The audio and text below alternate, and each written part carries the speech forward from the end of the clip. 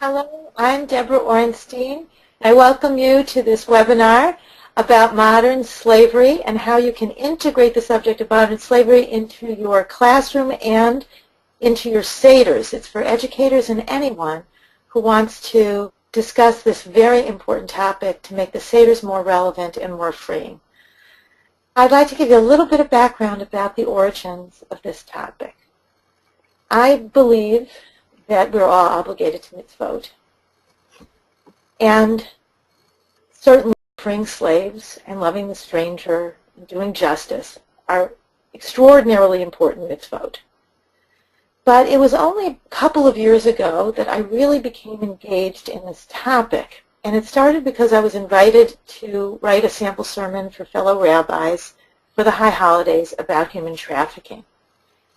And while I find that we can always choose to do mitzvot, whether out of habit or inheritance or kavanah, this time a mitzvah chose me. And in some ways, that has made it especially meaningful. I started by reading on a topic that I didn't have a particular interest in preaching on. And by the end, I was so overcome with the need and the urgency and the possibility of making a difference that it has become my go-to mitzvah. When I am liberated from doing other mitzvot, I'm freeing slaves. And I hope that I can enlist many partners in doing the same. On this webinar, you'll see pictures across your screen of some of my partners. I want to tell you a little bit about a few of my partners to this point who have assisted me and inspired me. The first partner I found out about was someone I read about in the New Jersey Jewish Standard. Her name is Jessica Baer. And she had done a bat mitzvah project, begun it a little bit early, even as a 10-year-old, but she targeted for a bat mitzvah project freeing child slaves from fishing boats in Ghana. And she and her family together freed, at the time of that writing, about 30 people. They had flown to Ghana, they had raised money, they had worked with some locals, and they had made it happen. I reprinted that article for my synagogue, and I added the headline, "This is what a 12-year-old did. What can you do?" And that's a question I ask myself a lot, and I hope we will all ask that question. I got to meet the Baer family. I invited them to my synagogue. I got to meet the person who inspired them, Evan Robbins. He founded an organization called Breaking the Chain Through Education. If you just take the first letters of those words, BTC.org, you can reach his website. Because one day in the New York Times, on page 826, he read an article about children on fishing boats enslaved in Ghana. And he was shocked, and he just could not turn the page. Literally, he could not go on with his day. And he has spent the last 9 years devoting himself to that topic. Now, I don't want everyone to get frightened and think you're giving your life away because you're listening to this webinar, but this is a kind of topic that hooks people that way, because when you understand the need and you see what a difference we can make, you're inspired to do the mitzvah. Now, I want to call on one of my very favorite partners, Maurice Middleburg, who's the executive director of Free the Slaves. Maurice has many, many credits to his fame. I will share one of the credits and the background that moves me the most is that his Jewish background is part of his inspiration in the work of liberation he does every day. I've chosen Free the Slaves as a primary partner because I know they do work every single day to live up to their name, and I'm just delighted to introduce Maurice Middleburg to give us some background on the problem today of modern slavery. Rabbi Orenstein, thank you so very much for that kind introduction. I really want to begin thanking Rabbi Orenstein and for the leadership they have shown in this project. Rabbi Orenstein and then with the partnership with Rabbi Hirsh really organized, including Rabbi Silberman and Rabbi Nelson. Now, we're very excited to be engaging with Jewish leaders as part of our broader effort to engage and collaborate with faith communities in the fight against modern-day slavery. And what I want to do here is just provide a little bit of background about modern-day slavery and some of the resources that we can make available to Jewish leaders and educators. So just a reminder that when we say slavery, what we mean are people who are being held at a workplace by means of force, fraud, or coercion for the purposes of exploitation, including sexual slavery and forced labor. Now, how many people are affected by this? Well, the estimates do vary.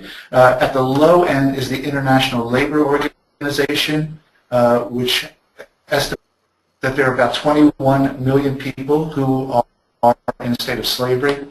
At the high end, there is an estimate of as much as 36 million people. This variance is due to some differences in methods, but also because slavery is a criminal and fugitive enterprise that people are trying to hide. There's no debate about the fact that tens of millions of people in our world at this time are in fact enslaved. The great majority of slaves are to be found in Asia, particularly the South Asian countries of India, Nepal, Pakistan, Bangladesh, followed by sub-Saharan Africa as the other epicenter of modern-day slavery. The majority of slaves are women and girls. About a quarter of slaves are children. And the key question then is, why does this happen? What is the underlying cause? And this can be summed up in a single word, which is vulnerability. Traffickers and slaveholders prey upon the poor, the impoverished, the isolated, the marginalized, the uneducated. And it is that vulnerability that leads people into a condition of slavery. And the solution to slavery is to address the vulnerability. And that is what our organization engages in. And in fact, there is a very effective approach to reducing slavery. And it has the following elements. One piece is about educating and mobilizing at-risk communities, being sure people know what their rights are, and developing anti-slavery committees and groups at the level of the village and the local community. This is a very powerful intervention so that people know what their rights are and are able to mobilize for their rights. A second is strengthening legal protections. In part, this means having better laws. In some cases, the laws against slavery are quite weak, and so we work with local coalitions to advocate for better and more effective laws. In other cases, it means better enforcement of the laws that are already on. And we do so through training of police and other government officials, through advocacy, and by training journalists to do stories on slavery, whether in print or using other media, so that a spotlight of attention is drawn to slavery. The third major piece in the fight against slavery is being sure that people have access to very good services. We know that children who are out of school are much more vulnerable to being trafficked. When people don't have access to health care, this can create a financial crisis in the household that leads people to loan sharks, schooling, health care, and credit that are the vulnerabilities that lead people to slavery. And what we try to do is link vulnerable communities to schools, health care, and legitimate sources of credit. It is also important to provide services to survivors of slavery so that they can reclaim their lives and re-enter their communities. We know that this works. We are able to document that in the last 3 years, at least 7,000 people have been rescued from slavery in the communities that we serve. We currently work in about 2,000 communities. In the process, literally scores of thousands have been educated about how to protect themselves, and thousands of police and government officials have been trained to be more effective. So the real challenge now approaches that we know work. And that's why we're particularly excited about joining with Jewish leaders as part of our broader outreach to faith communities and to engage the Jewish community in the fight against slavery, which is so tied to the heritage of the Jewish people. In addition to the curricula that will be discussed in just a moment, we also have many other resources on our website used to educate congregations, in schools, in Jewish organizations, and in other appropriate fora. And I encourage anyone listening to this webinar to make use of those. They are freely available, and we hope you will find them profitable, and we are always available to be of assistance. So with that, I'll stop, and thank you very much. Thank you, Maurice. My name is Erin Hirsh, and I am the project manager for the Modern Slavery Project. And I'm going to tell you about one of the pieces that we have arranged, and then I've asked different people to speak about some selections from the curricula that were developed as part of this project. So the part that I'm going to speak to you about is what we call our Seder starters. As you probably know, more than 95% of the Jews in the world celebrate Passover with some sort of Seder. Passover this year is at the beginning of April. When we celebrate Passover, we remember that we were slaves, and we celebrate our liberation. But in some ways, it is premature to celebrate because so many people are still enslaved. And once you're aware of that, I think it profoundly impacts the way that you experience the Passover story and reflect on your relationship to our tradition and to the lessons of the story. And so I began to read different resources that other people had created to enrich their Seders with the insights of modern slavery existing today. The great news was that there was an extraordinary array of materials. Many people have taken the initiative and created Haggadot or supplements to go with the Passover Seder, which really can enrich people's Seders. The difficult part was that it took me quite a lot of research to find them. They were on websites far and near. And so what we decided to do is put together a booklet, which you see on the screen, that tries to organize all of that information and provide links to take you on the web to resources that you might find to be helpful. The range of resources that we found include readings, activities, songs, blessings, food, specific questions, discussion prompts. It's really remarkable. And because of the array of materials that we found, we know that every person could find something that would be easy to integrate into their Seder. There are things that would be appropriate for Seders for children, for Seders in private homes, for Seders in synagogues. There are Haggadot that are quite comprehensive, in which every component of the Seder has a tie to the issue of modern slavery. And there are examples of material that you could integrate so that there's only one place during your Seder where you talk about the issue of modern slavery. It's all very flexible, and we wanted to make it as accessible to everyone as possible. So what we did is that the first section of this packet lists all of the most comprehensive Haggadot and Seder companion pieces that people have written. It includes them and a brief description. And then after that, we created an index that is organized according to the different parts of the Seder. It begins with the very things that go on your Seder plate.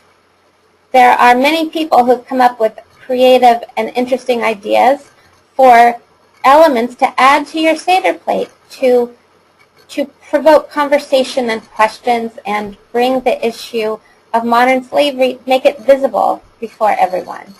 They range from putting fair trade chocolate to putting tomatoes, to putting locks, padlocks. Really, you might also be inspired to think of your own ideas for what you could add to your Seder plate to prompt conversation about this issue. After we list all these fabulous ideas with full credits for who thought of the idea, what organization promotes which idea, we moved on to the elements of the Seder that perhaps you are more familiar with. There are readings to recite when you have a glass of wine, when you wash your hands, when you eat parsley. I think once you start to think about the issue of modern slavery, it really can connect to almost every aspect of life, and the Seder is no exception. The readings that people have written, ranging from a lesson from the story of the Exodus and what it leads a person to believe about our responsibility to combat modern slavery today, sharing a first-hand account that someone who has been enslaved in our contemporary world tells their story, and can just be read alongside the story of what it was like for the Israelites to be slaves in Egypt. The descriptions we've given, we tried to be very concise and to the point, so you can easily look through and say, oh, I would love to have 4 questions about modern slavery to recite after I recite the traditional words.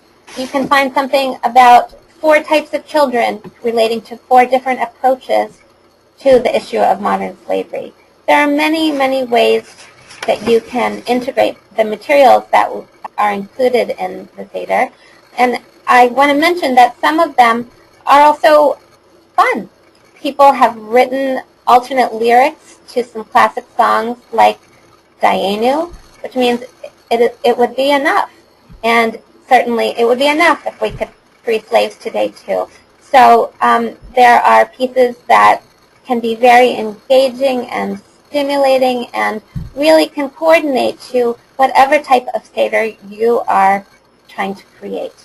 We hope that you will look at this material for the Seder that you are planning or a Seder that you're going to, that you will refer other people that you know are planning Seders to this material and encourage them to find a way to raise awareness of the issue of modern slavery right in the middle of this sacred Jewish moment.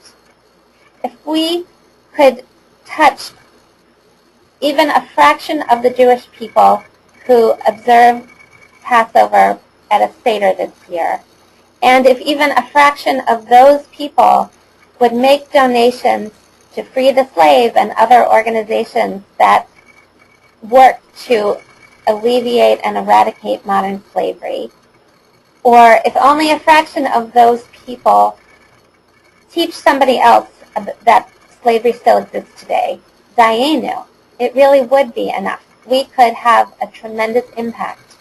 And this is an ambitious project, and we really invite you to be part of it. As Rabbi Orenstein said at the beginning, this is a mitzvah that can grab hold of you and propel you to engage and to engage others in the fight against slavery.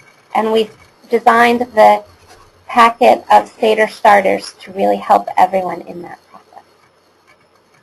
In addition to this packet of Seder starters, as part of this project, we commissioned 10 pieces of curricular material. They are designed for children as young as kindergarten, and they stretch to adulthood. On the Free the Slaves website, which is freetheslaves.net/Judaism is where you'll find our materials. There is a set of the full curriculum, and then there's also material broken out that is specifically the pieces of curricula for children, those that are geared towards teenagers, and those that are geared towards college students and adults. They're broken out because, again, we don't want to overwhelm anyone, and the entire document is quite long, and people might not want to print it out. So we have organized it into pieces to also make it easy to be useful depending on the age group you work with. Because we organize the material according to these 3 age groups, I have asked 3 people who wrote one for each of those sections to give a little taste of what they developed and thoughts about working on this issue with that particular age group. The first person I want to introduce you to is Dr. Shoshana Silberman. Shoshana has been a mentor of mine for about 20 years. She is a fabulous Jewish educator. She has published materials that are used all across the country, including specifically 2 award-winning Haggadot called A Family Haggadah, and then there's volumes 1 and 2. They're published by Carben, who has also been very supportive of this project. And her Haggadah are a great resource for making the Seder engaging for young families.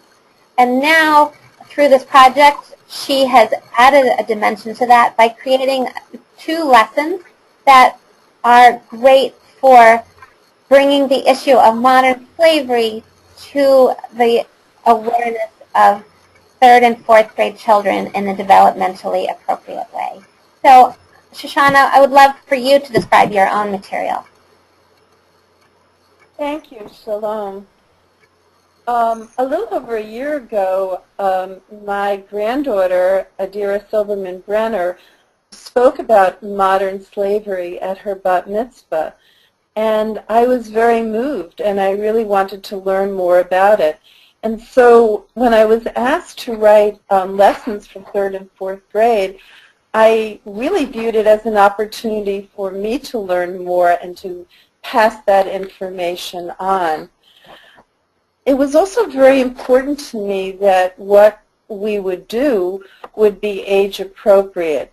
So for example, the lessons for 3rd and 4th graders do not include lessons about sexual slavery, this whole sex trade, but really focus on the work environment and how people can be enslaved. It was very important to me to engage the children, and one of the things I know about 3rd and 4th graders is that they really love to guess. And I like to encourage that, to get them to think and give their best guess, so to speak. And so one of the things that's included is I just really wanted them to be able to think about it, how to get them to just focus on it. Such questions as, how many slaves are there today?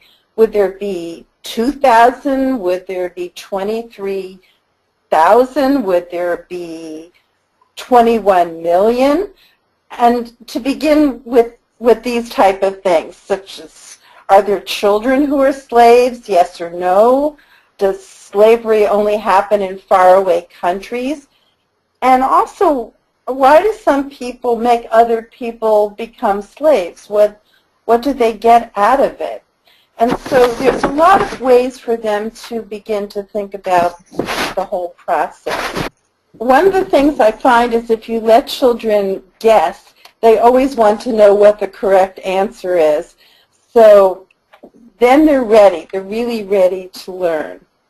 Another way that we wanted to engage children this age would be in composite stories.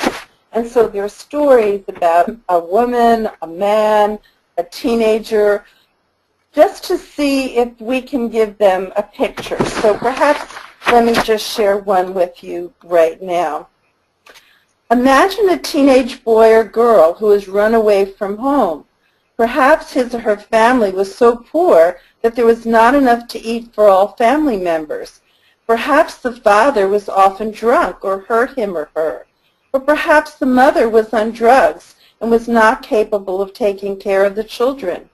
The boy or girl meets someone who says he can make them wealthy. Maybe he promises an exciting job being a model or a well-paying job at a store. When they arrive, he or she finds that the job is being a dishwasher at a restaurant. No pay is given, and at the end of the day, he or she is locked in a room with other young slaves. They are all afraid to speak up because they have been threatened.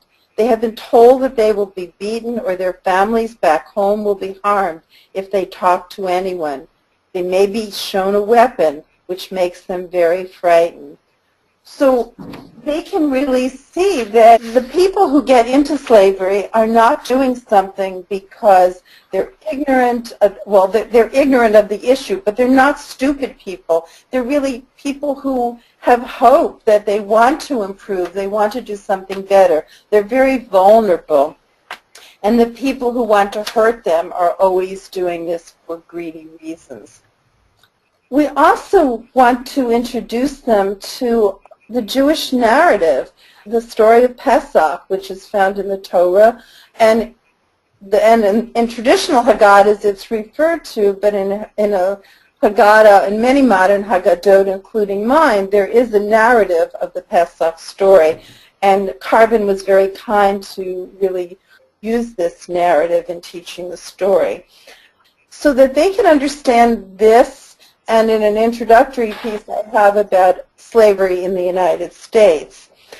In the Pesach story and also in our own instances of slavery, I wanted to point out people who were very courageous, who stepped forward and enabled the exodus and American slavery to end as well. And so this was very important.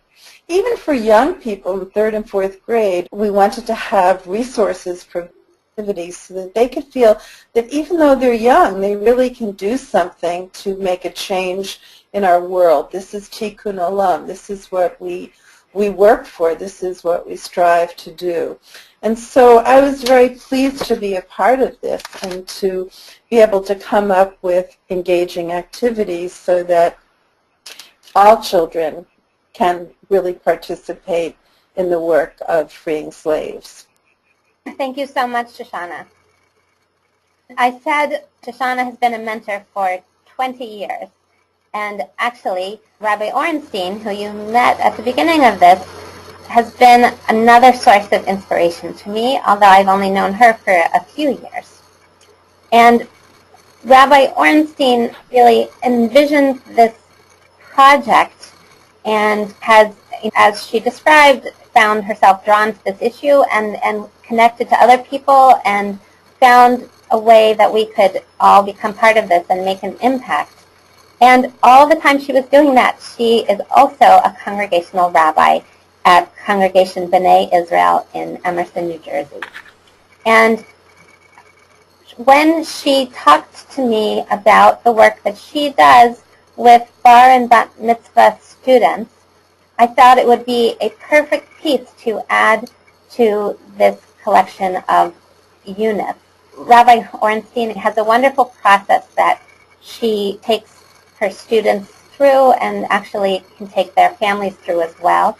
And she developed a piece to demonstrate what that is and then specifically how the name Mitzvah projects can be created around the issue of modern slavery. So I've asked her to share some observations about what she created as well. Thank you very much. I want to begin with the idea that the name Mitzvah Project is a grand opportunity. We don't always, as Jewish educators, get the ear and the minds and the hearts and the attention of an entire family over a period of months as intensively as we do leading up to Bar and Bat Mitzvah. And in the liberal Jewish world, the Bar or Bat Mitzvah project is fairly universal at this point. But I think what's less universal is an understanding of how we can make the most of this opportunity. We don't, in my opinion, want to make it a mere service project.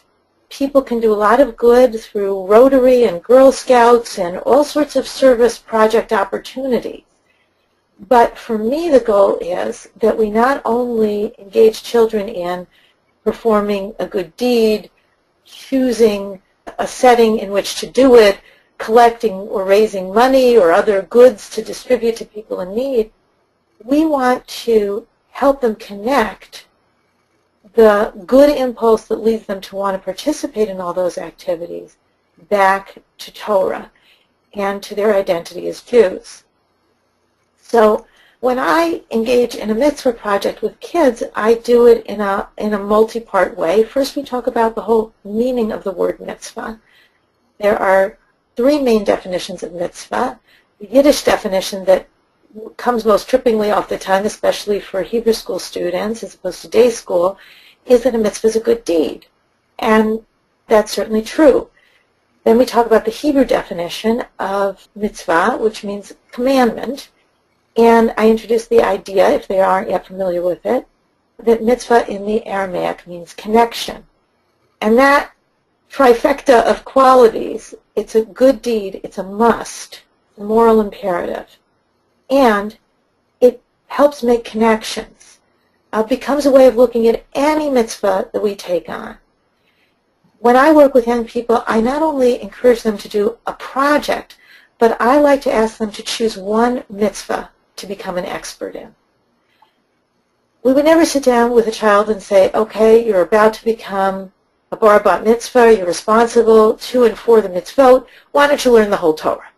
And luckily we have them assigned a Torah portion so that they can do one Torah portion out of all of them. And by learning one Torah portion, that becomes a portal for them into how to learn any Torah portion. They learn the synagogue skills associated with that, they learn the content, and they have a sense of mastery and expertise over one particular Torah portion. I think we can and should do the same thing with mitzvot. We can introduce them to the array of mitzvot, have them scroll through or read through lists of the 613 mitzvot, and then narrow down their choices to choose one mitzvah to become an expert in. I share in my piece my favorite story about one of my early forays into this approach when I was still in Los Angeles, and I invited a bar mitzvah student to choose a mitzvah that he would like to become an expert in, and he chose do not murder. And when I asked him why, he said, I think it'll be very little work.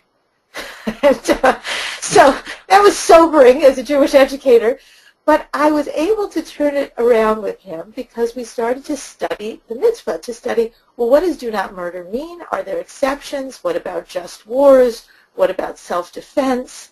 What about capital punishment? We also looked at the idea that for every negative mitzvah, there was a positive mitzvah that some people would raise. So we talked about protecting and saving lives. And he ended up becoming very engaged. He was interested in becoming a doctor. And so he did his mitzvah project growing out of the mitzvah he became an expert in about organ donation. And he ended up saving a lot of lives through recruiting people to donate their organs and to promote organ donation. And we ended up doing a whole Shabbat where people came and talked about organ donation, both those who had received and those who had lost someone in their family who gave organs. And so this disinterested child became very, very interested. That doesn't happen every time, but I think it happens often, most often, the majority of the time in my experience, that when you raise the bar this way and appoint a child to become an expert in a mitzvah, they really take it on with a lot of pride. So in my piece, I imagine what if a child should choose to become an expert in the mitzvah of freeing slaves. And I kind of walk through a process that one would go through. And I ask a bunch of questions. The first question to ask is there a mitzvah in the Torah portion? Now, on your screen, you'll see just the beginning of a list of, I created an index, verse by verse, of resources in each Torah portion. And I think this will be, I've really buried the lead here because I should say, I think this is a great resource no matter whether you're dealing with adults, children, if you're giving a sermon on a weekly basis or a Dvar Torah you happen to be called upon to give, you can look at almost any Torah portion, the vast majority are listed here, and find a verse or verses, a subject area that touches in some way around the issue of slavery. And that, I think, is a very useful index to have. And it's a great place to start with kids. Does your Torah portion talk about slavery in some way? Let's begin there. Of course, I also like to look at the mitzvah in the world. How does the mitzvah appear in the news? How is it relevant today? And unfortunately, with regard to modern slavery, there's never a shortage of relevance. I have on my website, rabbidebra.com, on the Freeing Slaves page, a list of articles, and in the last 2 days I've added 3 new news reports about modern slavery. The 2015 April issue of Good Housekeeping magazine has an article on human trafficking in the United States. And I just think it doesn't get more white bread America than Good Housekeeping magazine. And so I was very happy to put that link on my page. There's no shortage there. Whatever mitzvah, of course, the child would choose is relevant there. I also like to ask the question, what's the mitzvah in the mitzvah? There are many different ways to approach a mitzvah. What is the essence of the mitzvah for you? And we can spend a lot of time discussing, studying about that regardless of the mitzvah that's chosen. In the case of modern slavery, if we can go to the Index B listing or the listing of topics, you'll see at the top some resources on my website in addition to the primary resource at freetheslaves.net/Judaism. But here, if you can see the beginning of the alphabetical list of topics related to slavery. When you say you want to free slaves, what does that mean? What's the essence of the mitzvah for you? Is it about justice? Is it about equality? Is it about compassion for the vulnerable? Is it because you were a slave in the land of Egypt? Is it about ending oppression, debt bondage? Is it about Shabbat and giving everyone rest? Does your Torah portion mention sabbatical, and is it related to that? There's so many different avenues in to this issue. You can see on the page here we only had room to get to C, but we got all the way to W, workers' rights, women's rights, and fair and prompt wages. So again, whether you're working with B'nai Mitzvah students or any other population, I think it can be a great resource to go through these. I'll mention 2 other questions that I like to ask of all B'nai Mitzvah. Where is your passion in this mitzvah and mitzvah project? What do you love to do? What do you care about deeply? If this is a kid who loves to bake, let's do a bake sale. If this is a kid who loves soccer, let's do a goal-a-thon and raise money to contribute to Free the Slaves that way. Use your passions and link your passions to your mitzvah, and you will never be bored or tired of doing good in the world. Lastly, I ask the question, where is your mitzvah in your party? How can you promote education about the mitzvah that you've chosen and the project that you've chosen at your party? How can you integrate it in the way that you set up your decor, in the way that you handle food at your party? Are you buying, for example, fair trade? Have you traced the chain of supply for the tablecloths that you're purchasing? How can you make the mitzvah even more of a mitzvah by making the party a celebration of freedom? So these are just a few ideas. You'll find much more. And I know Erin wants to turn it over now, of course, to Lev, who has many wonderful ideas to share. Thank you. So I do indeed want to introduce Rabbi Lev Meirowitz-Nelson. I actually didn't know him before this project, and it's another reason that it's been such a pleasure to be part of this, to meet some other wonderful educators who brought their own creativity and skills to the project. Rabbi Meirowitz-Nelson is the Director of Education for TRUA, the Rabbinic Call for Human Rights. They have created, over the years, many wonderful resources about this issue, and including a new Haggadah, which just came out. I've asked Rabbi Meirowitz-Nelson to speak about the lesson he designed, which you can now see the front page. It was designed specifically for college students and adults. And I'll also start out by saying that I think this lesson could also work as young as 11th and 12th grade. Probably handle something like this. So I want to make 3 main points. One about form, one about content, one about purpose. Form. Before I went to rabbinical school, I taught 5th grade for 3 years at the Solomon Schefter School of Manhattan. And so the approaches and the skills from that experience, I really try to infuse into any education I'm doing, even if it's with adults.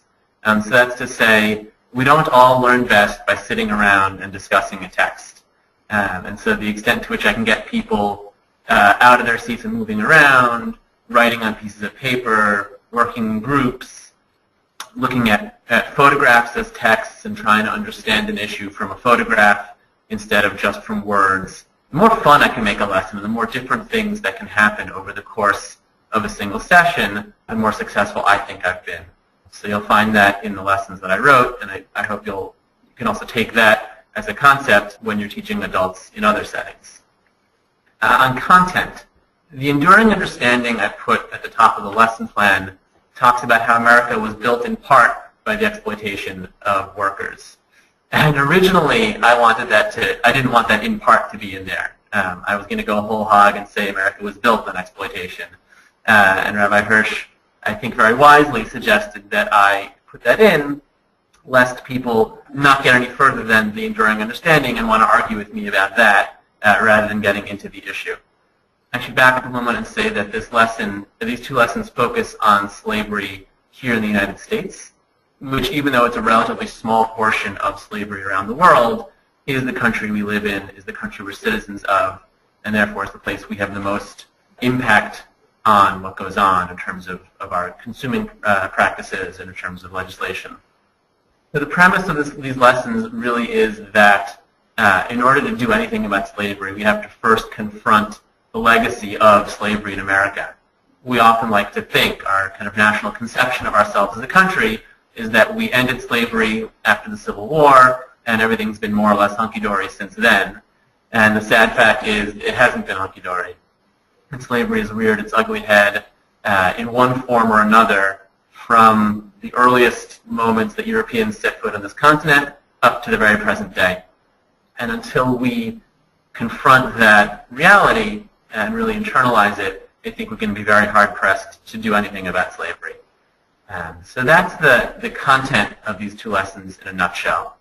To go on to purpose, and this gets particularly to the Jewish part, we're often asked at Shura what the point is of bringing in Jewish texts if you can have the secular content that really gets the point across very well. And I typically have two answers for that, sort of one each for two different populations. There's a population of people who approach work like this out of a sense of humanitarianism, ethical culture, and for those people to see that this is a deeply Jewish issue with a wide range of Jewish texts that speak to it, I think can ignite a new angle for them on what it means to be Jewish and a new passion for Judaism that they might not have known before, might not have been raised with.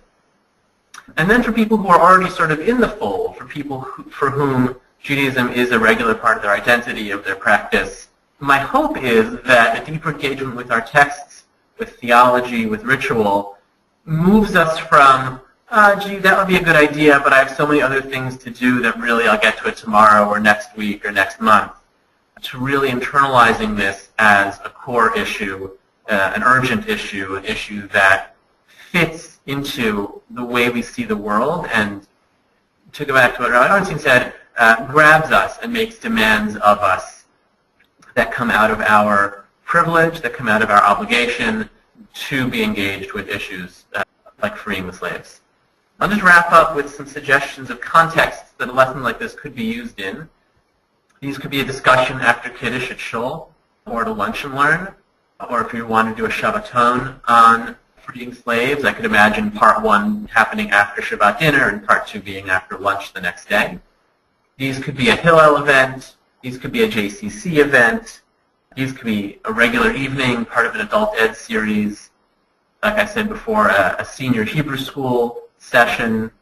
I think there are lots of opportunities to use these kinds of materials to get people to sit down together and not just learn a bunch of facts and not just study some text, but to really explore how this issue fits into American society, how it impinges on our own lives. You know, I like buying cheap socks and cheap groceries as much as anybody. And in an era of income inequality, we're all feeling squeezed. So there's a lot of balancing acts to be done. And that kind of moral decision-making, I think, can really be enhanced with the mirror of text and of chavruta. Thank you so much.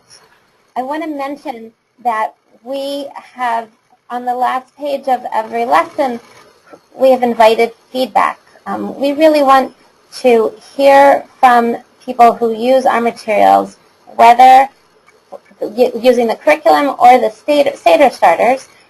We want to know what works. We want to know how we can enhance things. If you find a mistake, we certainly want to fix it.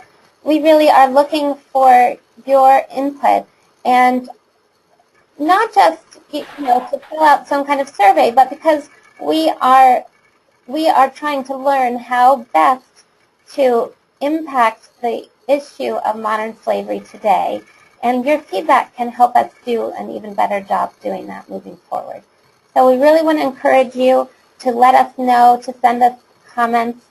You can see on the Judaism in Action page on freetheslaves.net, which is on the screen right now, there's contact information there for both Rabbi Orenstein and for me.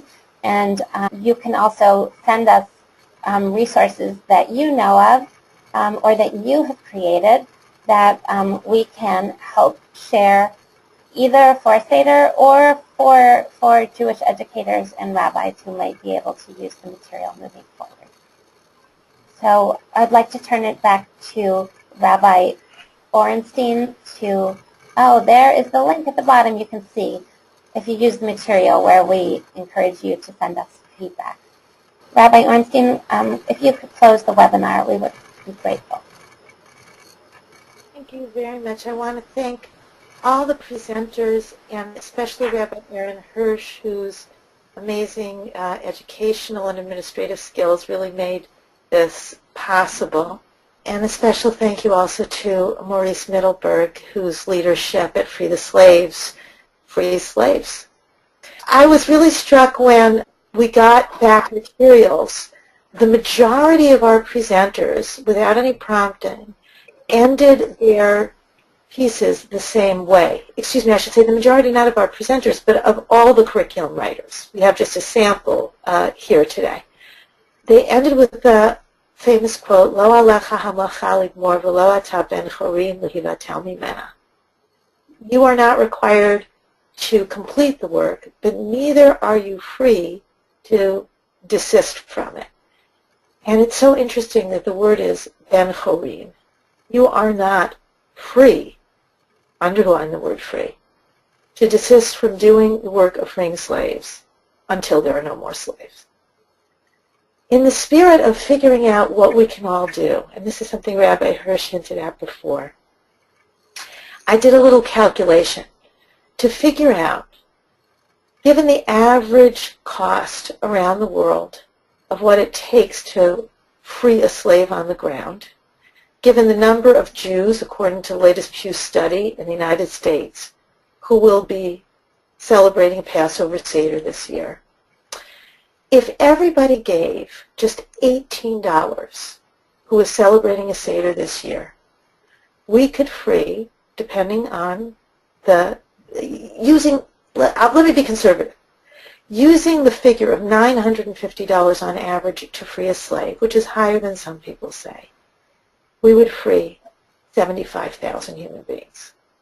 That's an amazing statistic. That doesn't even count the non-Jewish guests you may have at your Passover Seder. That's just $18 a Jewish head. And we would free that many people because the unbelievable use of resources that organizations like Free the Slaves can make with their connections on the ground, their ability to protect vulnerable people. You can make a tremendous difference this Pesach, as Rabbi Meirowitz-Nelson said, in your buying decisions, in the way you educate others, and in the way you give. Thank you so much, everyone, for being part of this, and I look forward to a very sweet and liberating Pesach. Chag Kasher v'Sameach. Thank you.